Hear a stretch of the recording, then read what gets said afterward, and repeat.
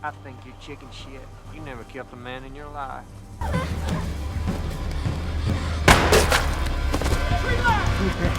Come on! In the near future, an undefined disaster has effectively ravaged the planet and most of its inhabitants. A man and his boy have survived for years, journeying along a road, heading south towards the coast where there is a vague promise of better conditions. The boy was born soon after the world-ending cataclysm, and his mother is seen only in flashback. The movie opens in a flashback where we see the man in bed with his wife. The man wakes up to a sound and a glow emanating from outside the window of their room. He walks to the window and looks out.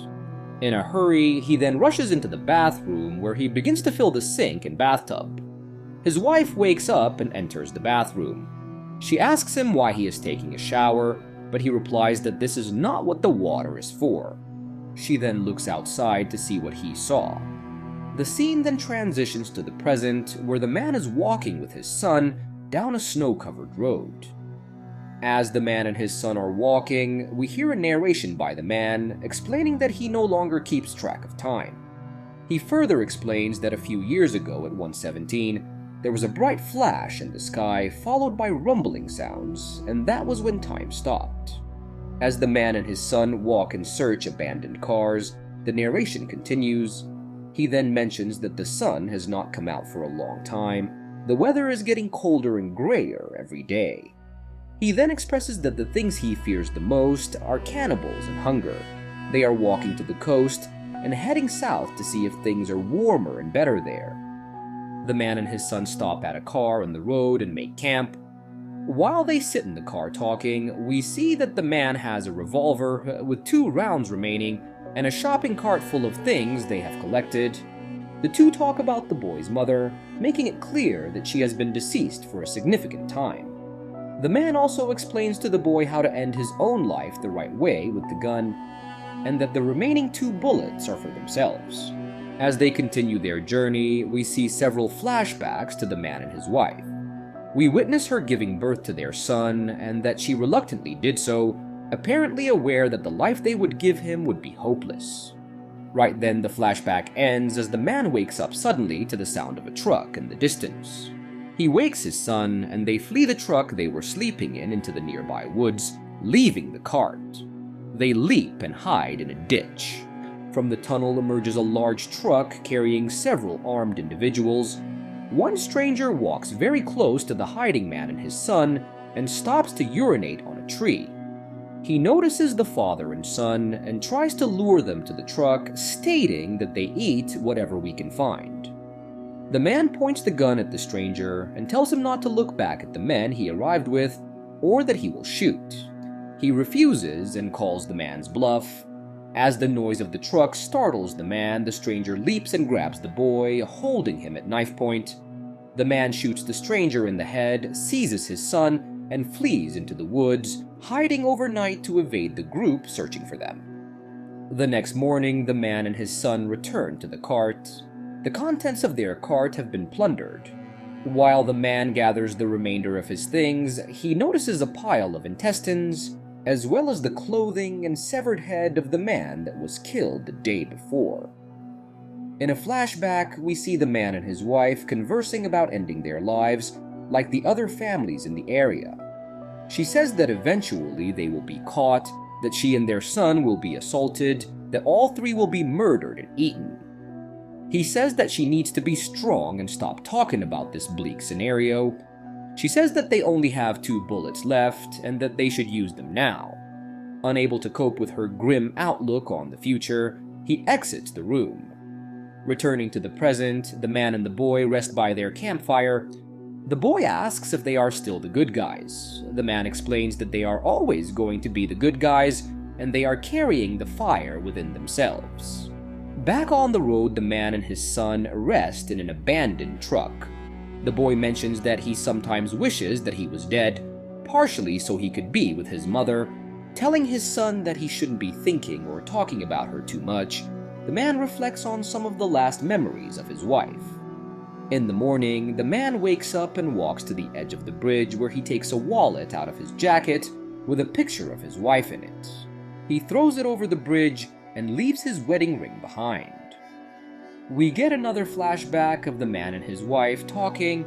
She has given up all hope and has decided to commit suicide. He pleads with her to stay another night. She blames the man for not allowing her to die earlier and walks outside without saying goodbye to the boy. She removes her jacket and outer clothing and walks off into the dark to die. The two walk on and see a large house in the distance. After looking at it through binoculars, they decide to go into the home. In the main room, they notice a large pile of shoes. The man is very confused and goes into the kitchen where he sees a large door in the floor, closed via padlock.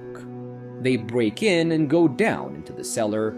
They hear something in the darkness, and when they get close, a naked man comes into the light. As they attempt to leave, they see that the naked man is not alone. An entire group of malnourished people, some missing limbs, beg them for help. They fend off the desperate captives and block the door with a heavy table. As they are about to leave, the owners of the house return. The man and his son race upstairs and hide in a bathroom. As one of the captors approaches, the father points the gun at his son's head to protect him from the cannibals. Fortunately, the cannibals are distracted by the captives attempting to make an escape. In the commotion, the man and his son flee and quickly hide while the people in the home search for them. As night falls, they hear the screams of someone being butchered. As they are walking, they find the neighborhood where the man grew up, and he takes a moment to visit his boyhood home. While waiting outside, the boy briefly sees a boy across the street. He runs to see him, but is caught by his father. They leave, once again heading south, the boy lamenting the fact that he is probably the only boy left alive. Having run out of food, the two come across another home on the road. They rummage through the house and find the remains of a man who died in bed. Having lost hope, they stumble upon a storage room packed with supplies in the backyard. Finding ample food inside, they eat, clean themselves up, and make home in the new shelter. One night, they hear noises above. The noise sounds like a dog, meaning that the area is no longer safe. They stock up food in a pull cart and head out the next morning.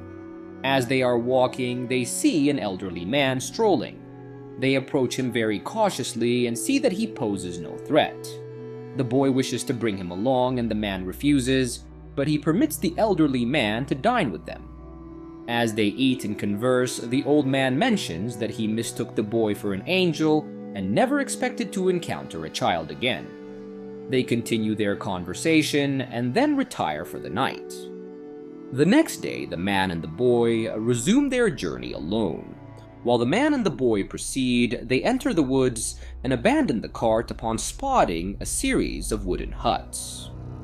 As they draw nearer, the man spots a row of spears adorned with human skulls and other human remains scattered on the ground. Swiftly changing direction, they come across a fresh pile of blood-soaked snow. In the distance, a woman and a child are being pursued by a gang of cannibals. The man and the boy manage to escape while the dying screams of the woman echo. This terrifying scene is followed by a minor earthquake. Several trees narrowly miss them and they take cover and conceal themselves. After the dust settles, they return to the road once more. After waking up from camp, the man and the boy find that the man's condition is worsening. They discuss their proximity to the ocean. Upon arrival, they both express disappointment at the receding beach strewn with garbage and debris. The ocean, which the boy had hoped would be blue, appears muddy brown. They walk to the water and inspect a wrecked boat about 200 yards into the surf. Hoping to find something useful inside the wreckage, the man leaves his son with the revolver in their makeshift tent. The boy falls asleep and we witness a stranger with a knife approaching the tent. The next scene shows the man swimming back to shore with a flare gun from the boat. He dresses quickly and rushes to his son. All their supplies are gone, but the boy remains unharmed.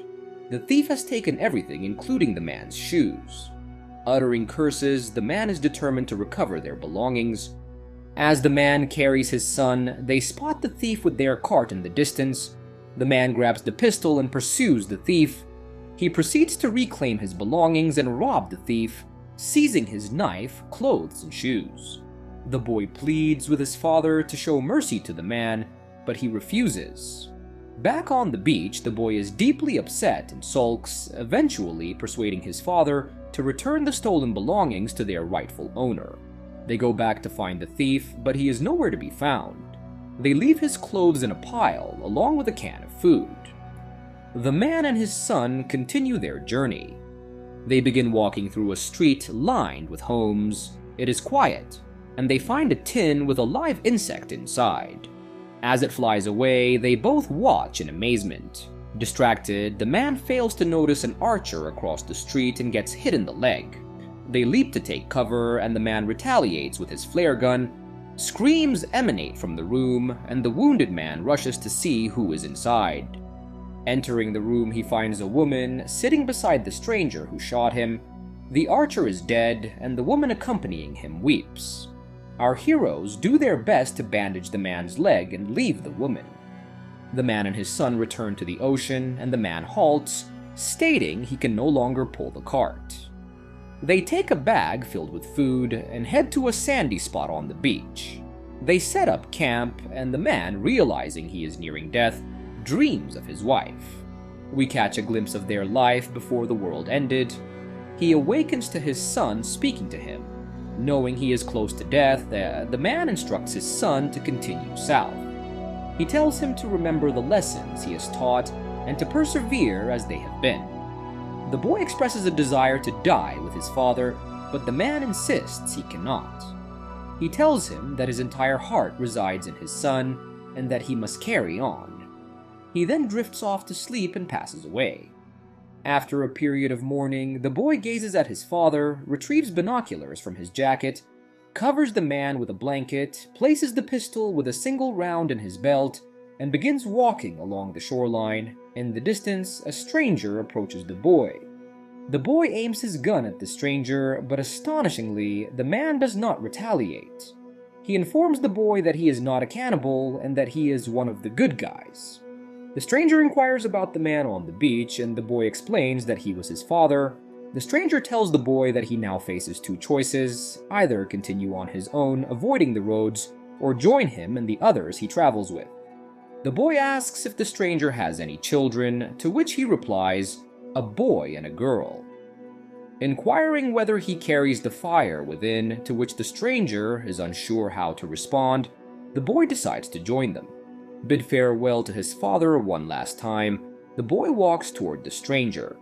We see that he is with a woman and two children, a boy and a girl. The boy was the one the man's son spotted earlier, near his father's childhood home. It is revealed that this family has been trailing the boy for some time, and the dog they heard earlier at the shelter was their companion. The boy is assured that he no longer has anything to worry about. Okay, that is all for this recap. We hope you enjoyed it. Remember to subscribe and to like and comment for future content. Thanks for watching, see you in the next movie recap.